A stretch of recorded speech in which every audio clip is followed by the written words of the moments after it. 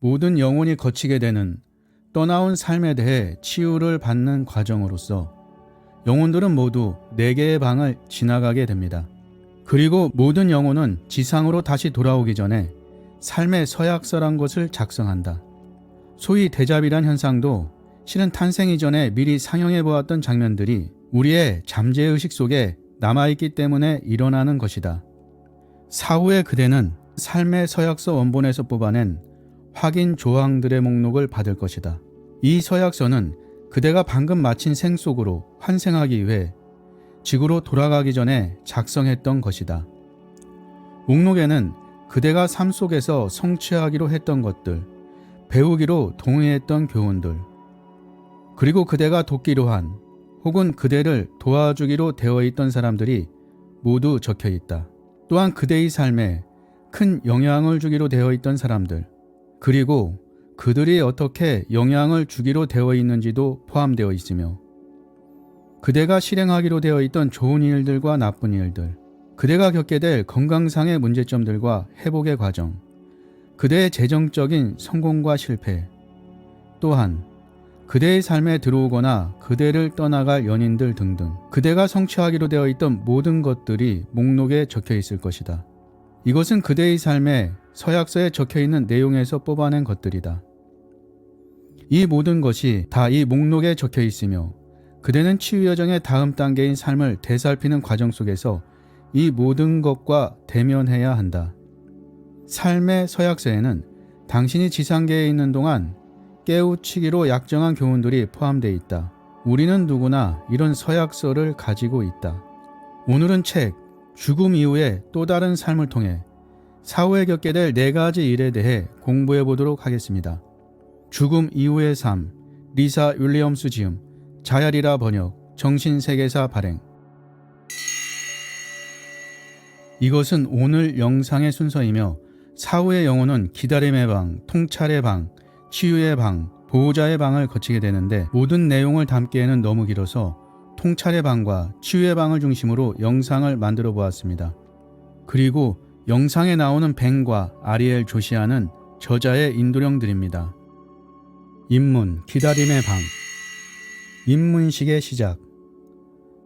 지나온 삶을 환생전 서약서와 비교해 본다. 하우 세계에 도착한 영혼들의 경우 기다림의 방에 들어가는 것이 곧 그들의 치유 여정의 시작을 알리는 입문식이다. 이곳에서 영혼들은 살아있는 동안 성취한 것들과 성취해내지 못한 것들의 목록을 작성하며 이 목록을 태어나기 전에 스스로의 동의하에 작성했던 삶의 서약서와 비교해 본다. 당신의 치유 여정이 정식으로 시작되는 것은 기다림의 방에서이다. 당신은 이곳에서 차례가 되어 부름을 받을 때까지 머무르면서 삶의 서약서 원본을 보게 된다. 이는 당신이 방금 마친 생을 시작하기 전에 영과 함께 동의하고 서약한 내용들이다.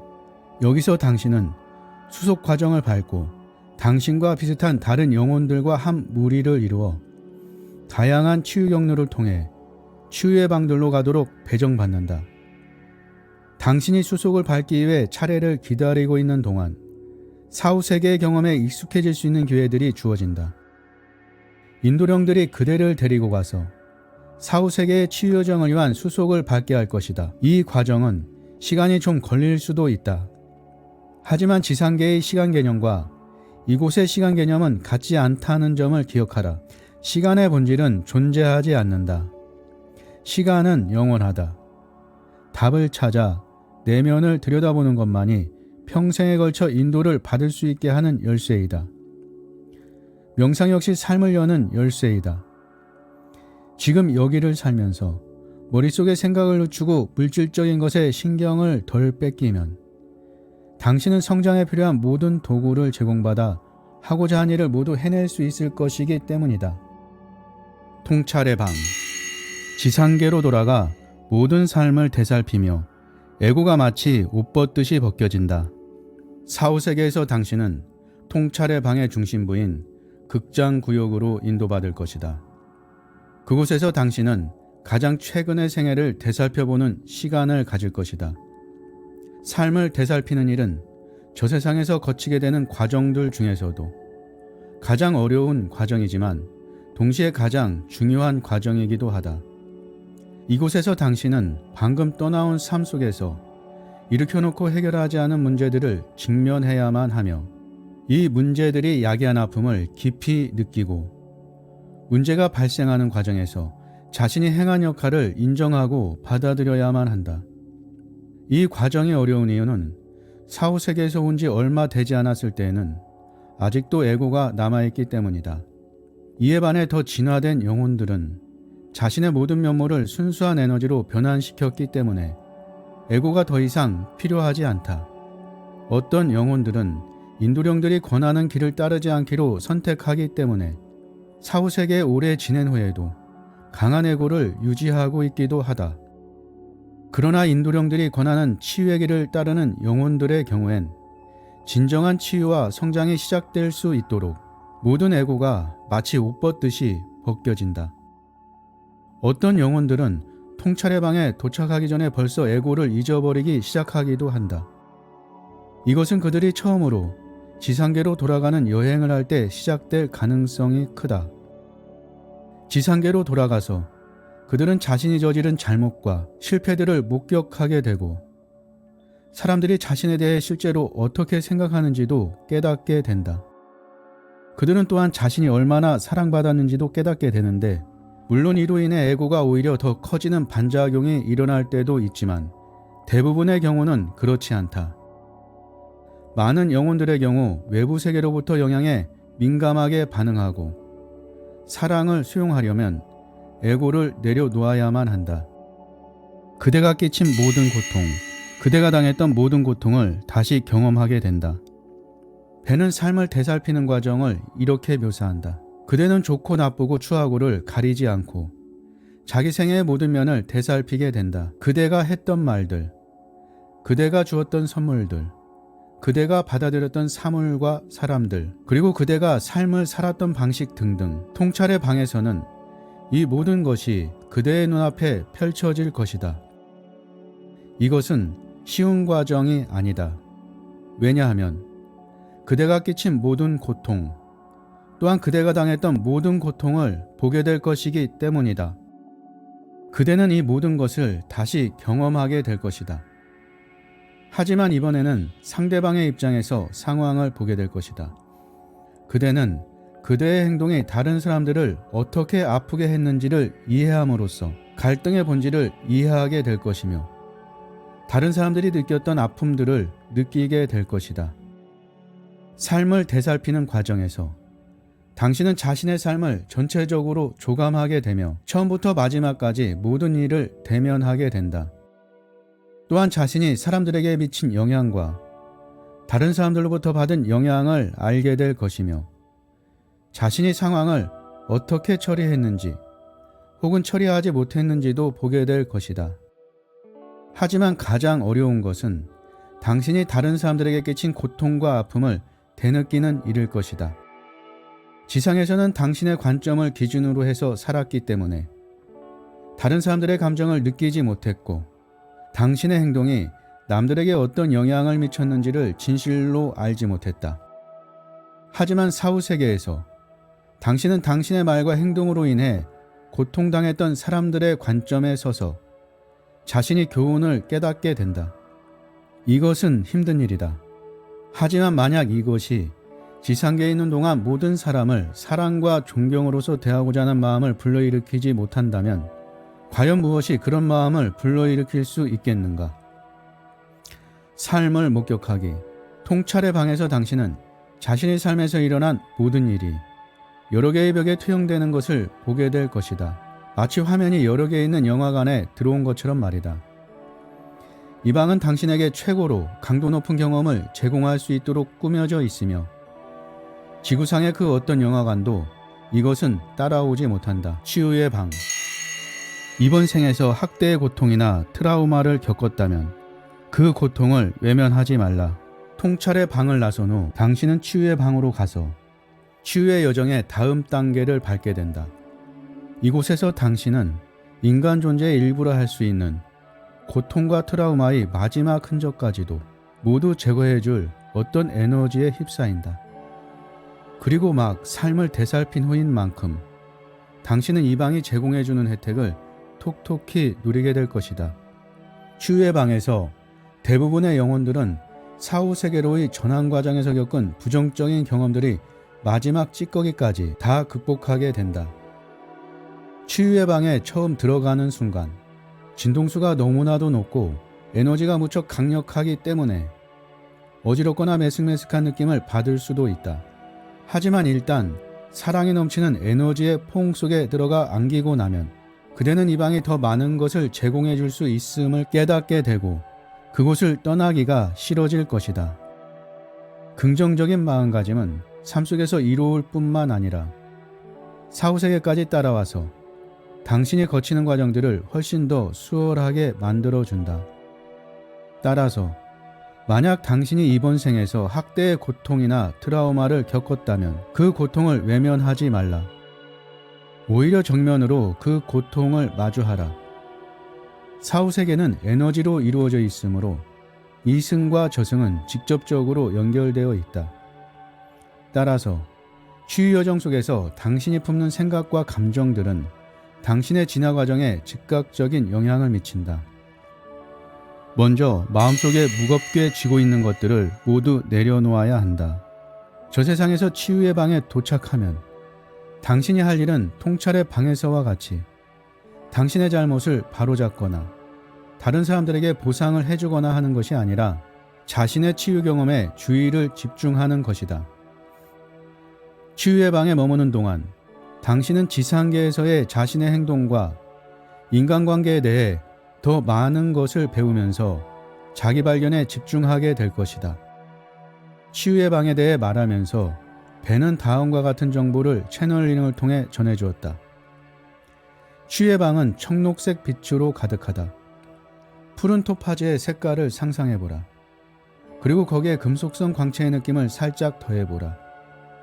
이곳에서 그대가 경험하게 될 사랑은 엄청나며 이는 그대가 지구에서 경험한 어떤 사랑과도 비교할 수 없을 것이다. 이 사랑의 경험은 그대가 우리의 무조건적인 사랑과 그로 인해 일어나는 치유를 받아들이게 되면서 더더욱 강렬해진다. 이곳에서 그대는 그대가 들여다봐야 할 삶의 모든 면모를 들여다볼 수 있다. 특히 그대에게 큰 고통을 끼쳤던 경험들을 말이다. 이곳에서 그대는 자신이 갖고 있는 문제들을 무엇이든지 풀어낼 수 있다. 영계에서 앞으로 나아가 치유의 여정을 마치려면 먼저 마음속에 무겁게 쥐고 있는 것들을 모두 내려놓아야 한다. 어떤 이들은 치유의 방에서 오랫동안 지내면서 모든 질병과 학대의 경험으로부터 치유를 받는다. 스스로 자학하면서 만들어낸 상처의 흉터들을 치유해야 할 수도 있다. 치유의 방에서 모든 영혼은 회복하기에 충분한 시간을 갖는다. 말했듯이 트라우마와 고통을 끼쳤던 상황들로부터 치유받는 시간을 살아있는 동안에 갖는 것이 좋다. 지상계에서 미리 감정적인 문제들을 해소시키는 노력을 한다면 사후세계에서의 작업이 훨씬 더 수월해진다. 앞서도 말했듯이 사후세계에서는 모든 것이 훨씬 더 강렬하게 경험되기 때문이다. 이 사실을 아는 것은 당신이 죽을 때까지 기다리지 않고 살아있는 동안에 골마가고 있는 상처와 흉터들을 치유하는 작업을 시작하게 만드는 강한 동기를 부여해 줄 것이다. 문제는 피할 수 없는 것이어서 언젠가는 대면해야 한다. 그러니 그때 가서 대면하기보다는 지금 하는 것이 더 낫다. 고통을 끼치는 오래된 습관을 치유하지 않으면 환생할 때도 계속 작용하게 된다. 당신은 필요한 시간만큼 치유의 방에서 지내게 될 것이다. 속세를 사는 인간의 입장에서 보면 자신의 문제에 책임을 지는 것만큼 생각조차 하기 싫은 일도 없다. 우리는 진실과 대면하기를 피하고 싶어 하기 때문이다. 사후세계에서 우리는 삶을 되살펴보는 것이 좋은 일이라는 것을 깨닫게 된다. 삶을 되살피고 나면 매우 자유로운 느낌이 들며 깨달음을 통해 밝아지고 가벼워지는 느낌도 든다. 치유의 방은 자기 발견과 자기 치유의 공간이다. 그곳에서 시간을 보낸 후 당신은 사후세계에 계속 남아있을 것인지 혹은 지상계로 돌아가서 교훈들을 다시 깨우칠 것인지를 선택하게 된다. 사후 세계의 치유 여정에 대해 영이 알려준 바에 의하면 당신에게는 지상계에서 얻은 상처를 치유할 수 있는 기회가 충분히 주어진다. 만약 당신이 저 세상에서 충분히 시간을 갖고 자신의 문제를 해결하지 않는다면 해악과 고통을 끼치는 오래된 습관들이 그대로 남아서 환생했을 때도 반드시 계속 작용할 것이다. 그러니 사후 세계의 여정을 거치는 동안에 당신의 영혼이 치유받아 강인해질 수 있도록 매 단계를 충분히 경험하는 것이 중요하다. 그래야만 마침내 저 너머에서 당신을 기다리고 있는 것을 향해 앞으로 나아갈 수 있는 자유를 얻게 될 것이다. 영혼의 더 큰 힘, 보호자의 방, 환생할 준비를 하게 된다. 사후 세계의 치유 여정은 당신으로 하여금 만남의 방, 기다림의 방, 통찰의 방, 그리고 치유의 방을 거쳐오게 했다. 이제 당신의 여정은 거의 막바지에 이르렀다. 당신이 마지막으로 들어가게 될 방법은 당신을 인도령들과 다시 연결시켜주고 영혼으로서 계속 진화해가기 위한 최선의 경로를 찾아낼 수 있도록 도와줄 것이다. 보호자의 방에서 하는 일은 진로상담에 비유할 수 있다. 즉, 그것은 당신의 강점과 약점을 가늠하여 앞으로 할 일을 선택하는 작업이다. 이 작업을 하고 나면 당신은 사후세계의 다양한 환경을 마음껏 탐사할 자유를 얻어 천상계에서의 당신의 위치를 상승시켜줄 공부 과제들을 수행하게 된다.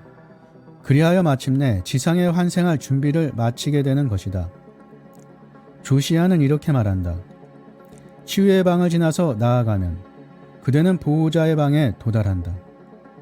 그곳에서 그대와 그대의 주 인도령은 그대가 여태까지 이룬 성과들을 되살펴보고 그대에게 제공되었던 도움과 그대가 그 도움을 받아들였는지의 여부, 그리고 그대가 어떻게 변화했는지에 대해 대화를 나누게 된다. 이 과정을 통해 그대는 인도령과 더욱 깊이 연결되어 보호자의 방에서 웃고 떠들며 함께하는 시간을 즐긴다. 자신의 존재 전체의 아카샤 기록을 보게 된다. 그대는 또 자신의 아카샤 기록을 보게 될 것이다. 이 기록은 사후 세계에서 보내게 될 시간과 지상계에서 그대가 살았던 모든 삶을 포함해서 그대의 존재 전체에 대해 자세히 말해준다. 이를 통해 그대는 삶의 많은 신비를 깨우치게 될 것이다. 그러고 나면 다음 단계에 접어들어서 영계에서의 남은 시간을 어떻게 보낼지를 계획하게 된다. 통찰의 방과 치유의 방에서 겪는 과정들 속에서 거친 감정들을 경험했겠지만 이제 당신은 그 감정들을 불러일으킨 그리고 당신의 성장을 촉진해준 원인이 되는 상황들을 다룰 수 있다. 이런 식으로 사후 세계에서는 서로 꼬리를 물고 발전해가면서 늘 더 깊은 치유를 위한 기회가 주어진다. 보호자의 방에 다다르는 것은 일종의 졸업과 같아서 저 세상에서의 배움과 치유의 첫 단계를 마무리 짓는 일이다. 당신은 물론 존재하는 한 멈추지 않고 계속 지혜를 얻고 성장해 가지만 보호자의 방에서 지내는 시간은 당신을 사후 세계에 온전하게 참여하는 한 시민으로서 여정을 준비시켜 준다. 조시아는 이렇게 말한다. 흰 빛을 지나고 나면 영혼은 사랑하는 이들, 인도령들, 그리고 자신의 여정을 도와준 많은 사람들과 만나서 인사를 나누게 된다. 이들은 너를 항상 도와줬던 존재들이며 이때도 너를 돕기 위해 그곳에 와 있다. 조시아는 여기서 영혼의 인연들에 대해서 말하고 있는 것이다. 여기에는 당신의 인도령팀, 당신의 소울메이트, 그리고 영혼의 가족들이 포함된다. 영혼의 가족이란 삶에서 당신과 함께했고 앞으로의 여정도 당신과 함께할 이들을 가리킨다. 오늘은 책 죽음 이후의 삶을 통해 우리의 삶을 이끌어주는 인도령과 쌍둥이 불꽃이라 불리는 소울메이트와 영혼의 가족들에 대해 공부해 보도록 하겠습니다. 이것은 오늘 영상의 순서이오니 참고하시고 우리의 삶을 이끌어주는 인도령과 소울메이트, 영혼의 가족에 대해 깊은 배움의 시간 되시기 바랍니다. 인도령들은 늘 당신과 함께하면서 당신이 살면서 최대한 많은 것을 배우도록 돕는다. 인도령이란 무엇인가? 지상에서의 삶에서 당신은 인도령이라는 형태의 영을 통해 인도받고 도움을 얻게 된다. 이들은 전생이나 이전에 거쳤던 사후 세계에서의 시간을 통해 예전부터 당신이 알았던 영혼들이다.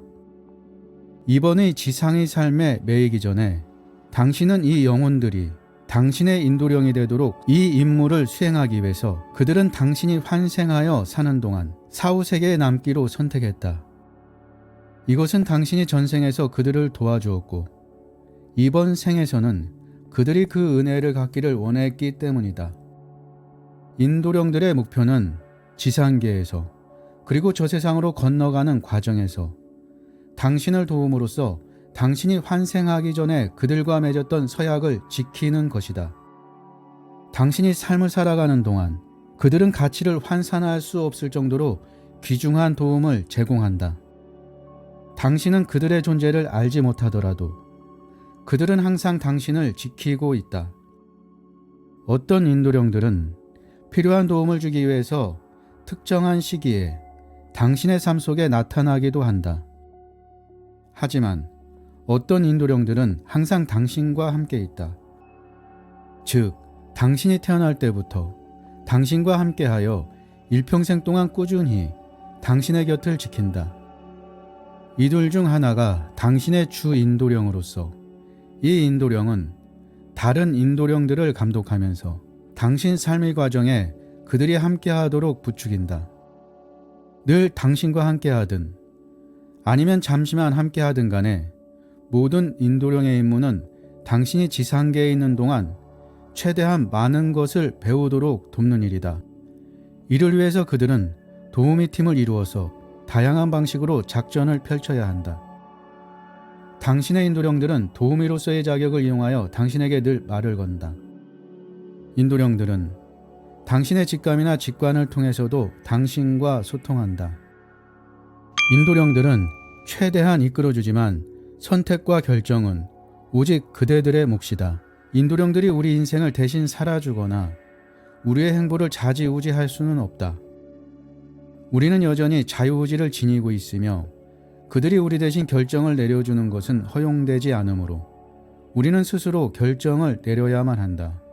인도령들은 당신의 삶 속에서 당신으로 하여금 영적 성취와 진화를 이루게 하는 온갖 놀라운 일들을 불러일으킬 수 있다.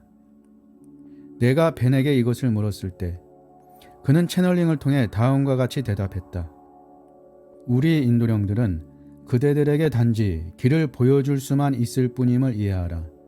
우리가 그대들로 하여금 그 길을 가게 만들 수는 없다.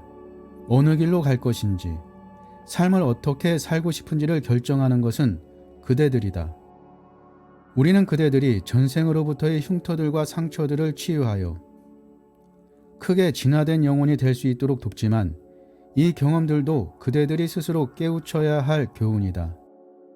우리는 그대들의 진화를 부추겨 줄 수는 있지만 우리가 그대들을 대신해서 선택해 줄 수는 없다.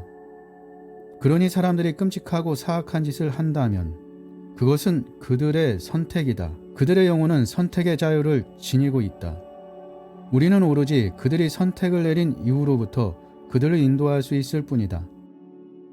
그대의 선택이 아무리 그릇된 선택이라 할지라도 인도령들은 절대로 그대를 포기하지 않을 것이니 안심하라. 우리는 그대가 변화하는 그날까지 그대와 함께 노력할 것이며 그대가 어떤 길을 택하든 그 길을 바로잡도록 끊임없이 도와줄 것이다. 인도령의 역할은 당신을 돌보는 것, 또한 당신이 이번 생에서의 목적을 달성할 때까지 당신을 안전하게 보호해주는 것임이 이 말을 통해서 명확해졌기를 바란다. 소울메이트는 쌍둥이 불꽃이라고도 하며 서로의 단점을 완벽하게 보완해주며 도움을 주고받는다. 소울메이트 만나기. 조시아는 사후 세계로 가는 문턱에서 우리를 기다리고 있는 또 다른 영혼의 인연에 대해서 다음과 같이 설명한다. 그대의 소울메이트 역시 그곳에서 그대를 맞이할 것이다. 만약 그대의 소울메이트가 지상계에 살고 있어서 아직 도착하지 않은 상황이라면 그대가 그 혹은 그녀가 올 때를 위해 준비를 하게 될 것이다. 하지만 살아있는 동안 소울메이트를 알지 못하는 경우도 있다. 이런 경우는 태어나기 전에 소울메이트와 돌아가면서 역할을 바꾸기로 약속한 경우로 한 사람이 지상에 있는 동안에는 상대방으로부터 도움을 받고 도와주던 사람이 지상에 있는 동안에는 전에 도움받았던 사람이 도움을 주게 된다. 소울메이트는 쌍둥이 불꽃이라고도 부르며 마치 당신의 또 다른 반쪽인 것처럼 당신을 완벽하게 보완해주는 영을 말한다. 소울메이트가 주 인도령이 되는 경우도 있다. 이는 당신이 태어나기 전에 한 사람이 뒤에 남아서 다른 사람이 삶을 사는 동안 깨우쳐야 할 교훈을 깨우칠 수 있도록 도와주기로 약속한 경우이다. 소울메이트와 떨어져 있으면 마치 자신의 한 부분을 잃어버린 것 같은 느낌이 든다. 이승에서 소울메이트를 만날 때 두 사람이 경험하게 되는 감정은 때로 견디기 힘들 수도 있다. 두 사람이 늘 연결되어 있다는 느낌과 계속 함께 있고 싶은 마음 때문에 평소에 잘하던 일조차도 집중이 되지 않는 것을 깨닫게 될 것이다. 이것은 단순히 매혹되는 것 이상의 일이다. 이것은 가슴을 꽉 채우고 있는 어떤 감정이다. 소울메이트와 함께 있으면 온전해지는 느낌이 든다. 소울메이트와 멀리 떨어져 있으면 마치 자신의 한 부분을 잃어버린 것 같은 느낌이 든다. 또한 꿈 얘기를 나누다가 두 사람이 완전히 똑같은 꿈을 꿨다는 것을 발견하기도 할 것이다. 둘이서 함께 아스트랄 여행을 했기 때문이다. 또한 서로에 대해 느끼는 사랑을 쉽게 표현할 수가 없을 것이다. 왜냐하면 사랑해 라는 말은 서로가 느끼는 그 강렬한 감정을 전달하기에 충분하지 못하기 때문이다. 양쪽 모두 상황 전체가 매우 감정적으로 느껴져서 처음에는 이것을 이해하기가 힘들 수도 있다. 자신이 왜 그런 감정을 느끼고 있는지 어리둥절할 것이다. 다른 파트너들을 사귀어 보았어도 그런 감정은 한 번도 느껴본 적이 없기 때문이다. 소울메이트는 온갖 방법과 형태, 겉모습으로 우리에게 올 수 있다. 조시아가 채널링을 통해 말했듯이 당신은 소울메이트를 삶 속에서 인간으로서 만났을 수도 있고 만나지 않았을 수도 있다. 또 당신이 혼인관계를 맺었거나 연인관계를 맺었던 사람이 당신의 소울메이트가 아닐 수도 있다. 지상의 동반자와 당신 사이에 아주 깊은 사랑이 있었을지라도 말이다. 당신과 당신의 소울메이트는 지상에서 만나지 않기로 결정했을 수도 있다. 왜냐하면 둘 다 할 일이 더 남아있다고 느꼈고 다른 이들의 삶에 영향을 미치기 위해서 아무런 걸림돌이 없어야 한다고 판단했기 때문이다. 만약 둘이 함께 했다면 서로에게 완전히 빠져서 소울메이트 관계의 특징 중 하나인 사랑과 치유를 나누는 데만 집중했을 것이다. 사후 세계에서 서로에게로 돌아가는 것은 소울메이트와의 서약에 포함된 조항이다. 하지만 기억하라. 우리의 소울메이트는 온갖 방법과 형태와 겉모습을 통해 우리에게 와서 우리가 예상하는 그 어떤 것도 다 빗나갈 수 있다. 대개 소울메이트와 성격은 서로 정반대일 수 있지만 서로의 삶에 균형을 이루게 도와준다. 소울메이트를 만났다고 해서 관계가 항상 쉽게 풀리는 것은 아니다. 많은 경우 상대방은 당신과 정반대의 성격과 기질을 갖고 있고 때로는 인생 목표와 삶의 방향조차 대치된다. 두 사람 다 매우 다른 성장 배경을 통해 특정한 사고방식을 갖게 되었을 것이므로 서로 다른 기호와 의견을 지니고 있는 것은 너무나 자연스러운 일임을 주지하라. 하지만 두 사람은 서로의 삶을 깊이 인정하고 아끼게 될 것이다. 또한 소울메이트는 서로의 삶의 균형을 잡아주게끔 되어 있어서 서로의 삶에서 모자라는 것을 제공해준다. 이것은 매우 만족감을 가져다주는 동시에 거칠고 힘든 과정이기도 하다. 왜냐하면 이 과정에서 갈등과 다툼을 유발하는 많은 장애물들을 극복해야만 하기 때문이다. 우리 중 치유자나 빛의 일꾼들은 다른 사람들을 위해 자신의 삶을 헌신하기 때문에 지상에서 자신에게 맞는 애정관계를 찾을 때 고전하곤 한다. 나는 이를 개인적인 경험을 통해서 잘 알고 있다. 물론 이런 갈등은 우리에게 깨우쳐야 할 교훈이 남아있기 때문에 일어난다. 진화한 영혼들도 균형을 잡아줄 동반자, 소울메이트가 필요하다.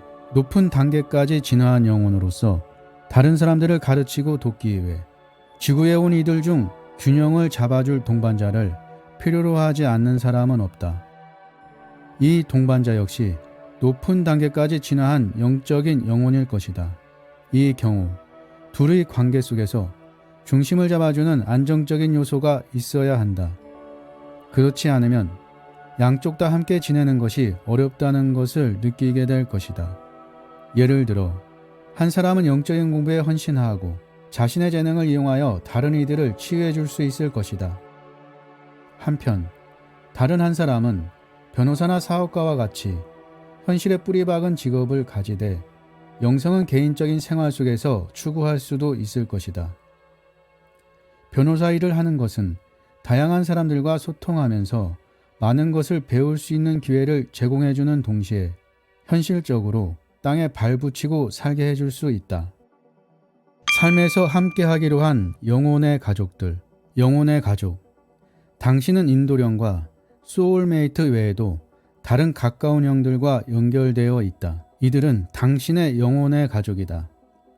이들은 이번 삶에서 함께하기로 되어 있는 영혼들이다. 왜냐하면 이들과 함께 팀을 이루면 사람들의 삶에 영향을 끼쳐 도움을 줄 수 있기 때문이다. 하지만 이들은 당신이 지상계에서 같이 살거나 인연을 맺게 된 가족이 아닐 수도 있다. 이들이 누구인가는 당신이 깨우쳐야 할 교훈이 무엇인지, 그리고 지구상에 환생하기 전에 맺은 서약이 무엇인지에 따라서 결정된다. 저승에서 영혼의 가족을 만나면 당신은 즉시 자신이 그들을 이미 알고 있다는 느낌을 받을 것이다. 그것도 평생 동안 알고 지낸 듯한 느낌 말이다. 당신의 친구들, 친척들, 동료들, 그리고 아는 사람들을 모두 떠올려 보면 누가 당신의 영혼의 가족에 속해 있는지, 또한 누가 깊은 차원에서 당신의 삶에 영향을 미쳤는지를 금방 알 수 있을 것이다. 이들 중 어떤 이들은 지상의 삶에서 당신 곁에 있다가 없다가 했을 수도 있지만 당신들은 항상 연결되어 있다. 소울메이트와의 관계와 마찬가지로 지상에서 함께하는 영혼의 가족들과의 관계도 강렬한 것일 수 있다. 멀리 떨어져 있어도 당신은 그들이 느끼는 것을 느낄 수 있고, 그들이 전화를 걸거나 이메일을 보내려고 할 때 그것을 미리 감지할 수도 있다. 당신은 그들을 진심으로 사랑한다고 말할 수 있으며 그들도 똑같이 당신을 사랑하고 이해한다. 영혼의 가족들은 당신을 무조건적으로 사랑하고 성장할 수 있도록 돕는다.